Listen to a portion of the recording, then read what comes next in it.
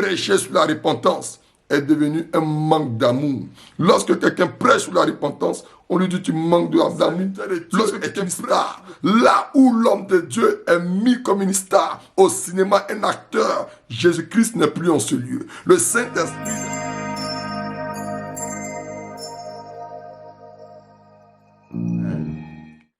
J'aimerais commencer en disant, si Christ vendait les dons qu'il nous a donnés, combien cela coûterait-il? C'est une question. Je me pose la question, combien ça aurait pu coûter les dons de Christ? Je ne pense même pas qu'on aurait pu acheter cela. Je ne pense pas. Parce que la valeur sera inestimable. C'est pour cette raison. Nous avons lu dans le livre des Actes 20, à partir du verset 27, il est dit, car je vous ai annoncé tout le conseil de Dieu, sans en rien cacher. Sans en rien cacher. Seigneur, aide-nous à annoncer l'évangile. Saint-Esprit, sans rien cacher, pour ne pas se faire voir. Pour ne pas se faire voir. Pour ne pas se faire connaître. Pour ne pas que, Seigneur Père, nous puissions dire aux uns aux autres que c'est nous qui faisons. Mais c'est toi qui le fais. Dans le livre de Matthieu 10, à partir du verset 8, il est aussi dit, guérissez les malades, ressuscitez les morts, purifiez les lépreux, chassez les démons. Vous avez reçu gratuitement, donnez gratuitement. C'est pour cette raison que je disais tout à l'heure, si Christ vendait les miracles, s'il mettait ces miracles sur le marché, combien cela aurait pu coûter? Je pense qu'on n'aurait même pas pu l'acheter. C'est pour cette raison. Il a tellement estimé cela inestimable qu'il nous a donné cela gratuit. Parce que nous n'aurons jamais les moyens pour l'acheter. J'aimerais dire en serviteur de Dieu, Dieu t'a donné gratuitement, donne aussi gratuitement.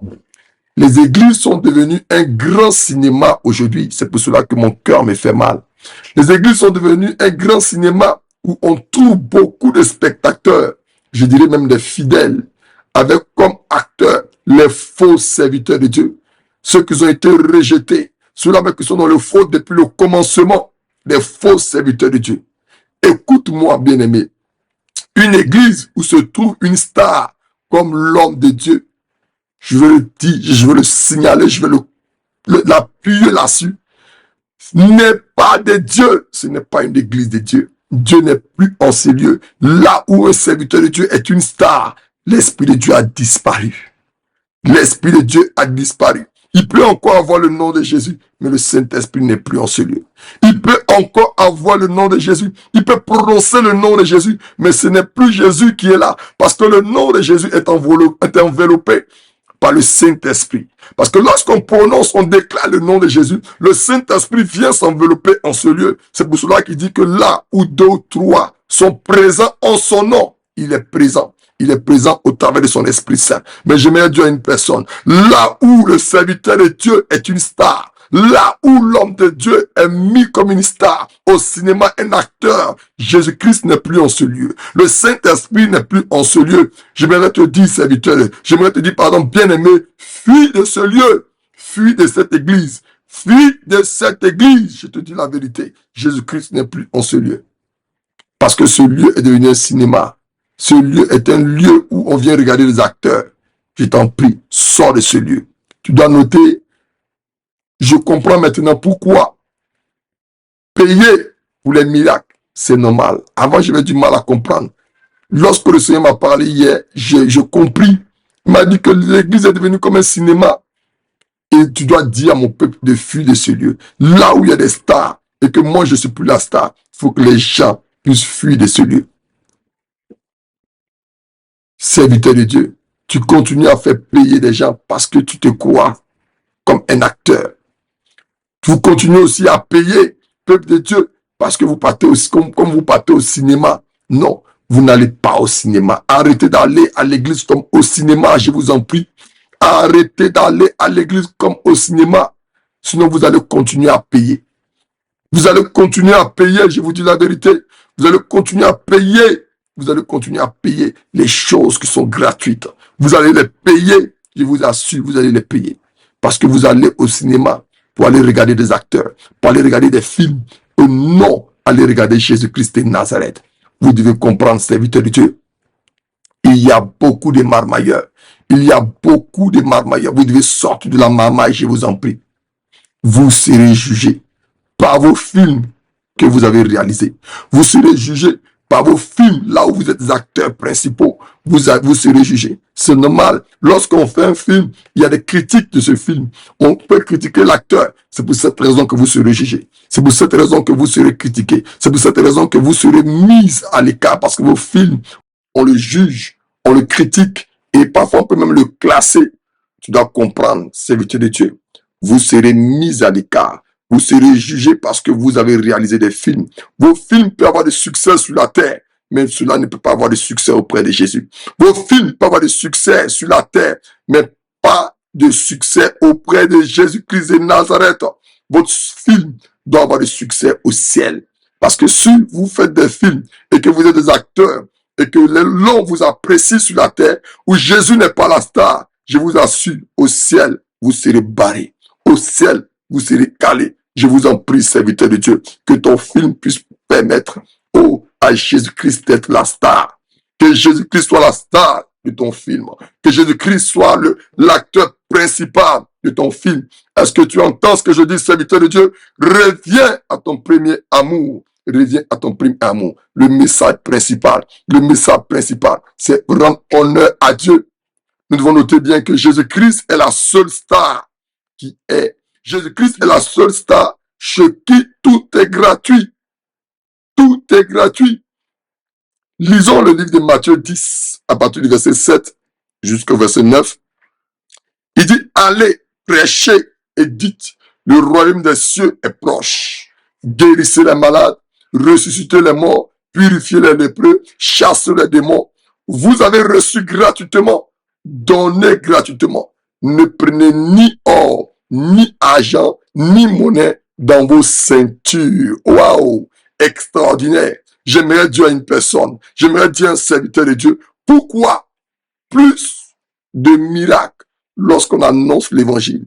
Ou du moins, pourquoi il n'y a plus de miracles, serviteur de Dieu, lorsqu'on annonce l'évangile? Laisse-moi te dire, ou laisse-moi te répondre en revenant sur Matthieu 17. Dit, ce que nous devons dire réellement, ce que nous devons dire clairement, la première des choses, c'est aller. Et la seconde, c'est prêcher le royaume des cieux. Est proche, avec tout ce qui va avec. Aujourd'hui, nous ne faisons pas les choses comme il se doit. C'est pour cela que les faux font des miracles et des faux miracles. C'est pour cela que ceux qui sont rejetés font des miracles pour conduire le peuple de Dieu en enfer. Frère, ma soeur, serviteur de Dieu, reviens au message principal pour gagner des âmes. Reviens au message principal pour former le peuple de Dieu. Dis-leur, allez, prêchez la bonne nouvelle. Dis-leur, prêchez la bonne nouvelle. Et dites que le royaume des cieux est proche. Et la Bible dit que par la suite, vous imposerez les mains aux malades et les malades seront guéris.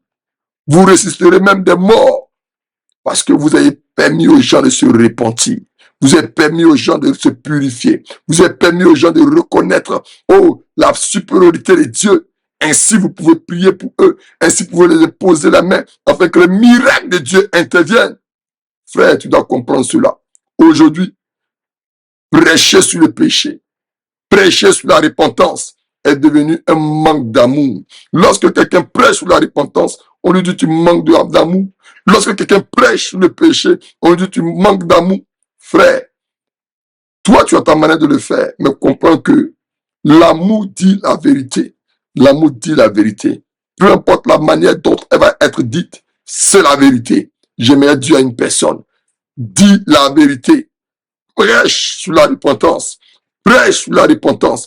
Conduis le peuple de Dieu à faire les choses comme il se doit. Conduis le peuple de Dieu à aller dans les rues. Conduis le peuple de Dieu à annoncer l'évangile sur les réseaux sociaux. Conduis le peuple de Dieu à faire l'œuvre de Dieu. Partout ils se trouveront à annoncer l'évangile, à gagner des âmes. Ils doivent aussi parler comme le Seigneur nous a demandé de le faire.